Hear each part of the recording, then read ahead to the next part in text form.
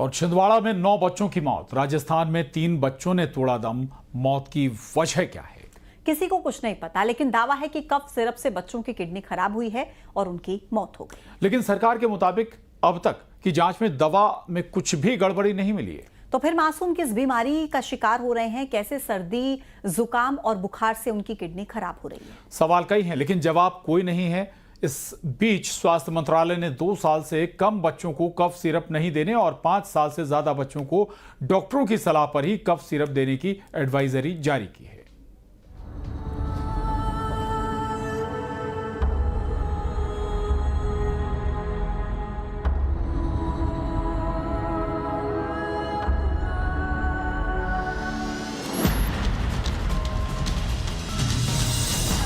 कौन दोषी है, कौन कसूरवार है, किसकी गलती है, किसकी लापरवाही है, कहां चूक हुई है?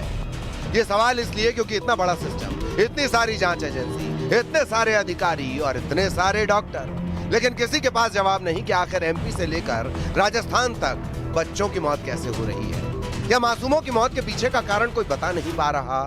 बच्चों को खोने वाले परिजनों की चीखों के बीच सब मौन है।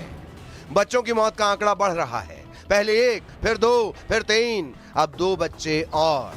अब तक 9 बच्चे छिंदवाड़ा में रहस्यमयी बीमारी का शिकार होकर अपनी जान गंवा चुके हैं। इनमें से ज्यादातर बच्चों की मौत नागपुर के निजी अस्पताल में इलाज के दौरान हुई। आरोप है कि कफ सिरप पीने के बाद बच्चों की मौत हुई, लेकिन कोई पुख्ता सबूत अब तक नहीं मिला।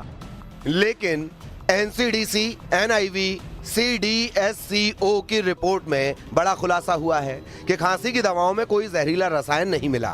सैंपल में डाई एथिलीन ग्लाइकोल या एथिलीन ग्लाइकोल जैसे हानिकारक रसायन मौजूद ही नहीं थे। लगभग 12 प्रकार की ऐसी दवाइयां जिनको सैंपल जांच के लिए भेजे गए हैं। अभी 3 दवाइयों के जो सैंपल भेजे गए उसकी जांच आई है, रिपोर्ट आई है। उसमें कोई भी इस प्रकार के तत्व नहीं मिले हैं जिसके कारण ये कहा जा सके कि मौत इन दवाइयों के कारण हुई है। जांच, जांच और सिर्फ जांच ही चल रही है। इतनी ढेर सारी जांच में ये तो सामने आ गया कि मौत का कारण किडनी में इन्फेक्शन है, लेकिन ये इन्फेक्शन हुआ कैसे, ये अब तक जांच में ही अटका हुआ है।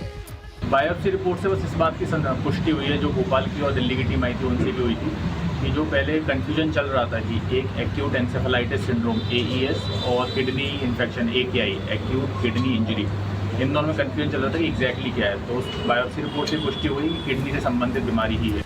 जिन 2 कफ सिरप से बच्चों की मौत का संदेह है, उनकी बिक्री पर फिलहाल छिंदवाड़ा में रोक लगा दी गई है। लेकिन सवाल यहाँ भी यही खड़ा हो रहा है कि क्यों सिर्फ छिंदवाड़ा में ही इन कफ सिरप को बैन किया गया?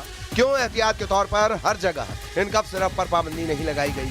रहस्यमयी बीमारी से हुई बच्चों की मौत सबसे बड़ी चिंता की बात है। ये सभी मौतें लगातार 15 से 20 दिन के अंतराल में हुई हैं। सैंपल्स का टेस्टिंग चल रही है यहाँ पर। टेस्टिंग के बाद जो भी रिजल्ट आएगा उसी के हिसाब से निर्णय लिया जाएगा। तो जब भी टेस्ट की रिपोर्ट आएगी तो वो शेयर की जाएगी। इसी बीच जबलपुर में ड्रग कंट्रोल विभाग ने कटारिया फार्मास्यूटिकल पर छापे की कार्रवाई की। बताया जा रहा है कि कटारिया फार्मा से ही संदिग्ध कफ सिरप की सप्लाई की गई थी। फिलहाल ड्रग कंट्रोलर विभाग ने दवाइयों के सैंपल ले लिए हैं, जिन्हें जांच के लिए भोपाल की लैब में भेजा गया, जहां से 1 हफ्ते के भीतर रिपोर्ट आने की संभावना है। छिंदवाड़ा की न्यू अपना agency Jain medical and general store Ayush pharma है, तो यहाँ पर उपस्थित हुए थे। 660 बोतल इनके द्वारा क्रय की गई थी, जिसमें से 554। मुंबई से एक हैरान कर देने वाली खबर आई है। फिल्म एक्टर अक्षय कुमार ने साइबर क्राइम से जुड़ा एक बहुत बड़ा खुलासा किया है। अक्षय ने अपनी बेटी के साथ हुए एक साइबर क्राइम का जिक्र करते हुए बच्चों की सुरक्षा को लेकर गंभीर